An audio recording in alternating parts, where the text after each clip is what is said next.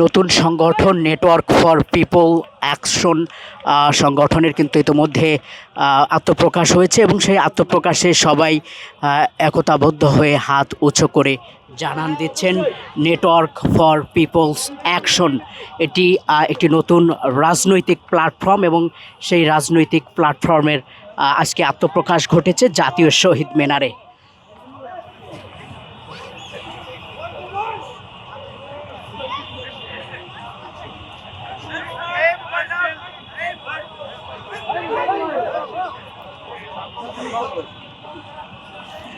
ঠিক যেমনটি বলছিলাম যে নেটওয়ার্ক ফর পিপলস অ্যাকশন একটি রাজনৈতিক প্ল্যাটফর্ম এবং সেই রাজনৈতিক প্ল্যাটফর্মের আত্মপ্রকাশ ঘটেছে। সেই আত্মপ্রকাশে কিন্তু তারা হাত উঁচু করে নতুন রাজনৈতিক প্ল্যাটফর্মের সাড়া দিচ্ছেন এবং এখানে দেখতে পাচ্ছেন যে যুবক, তরুণ, বৃদ্ধ, নারী সবাই কিন্তু আছেন।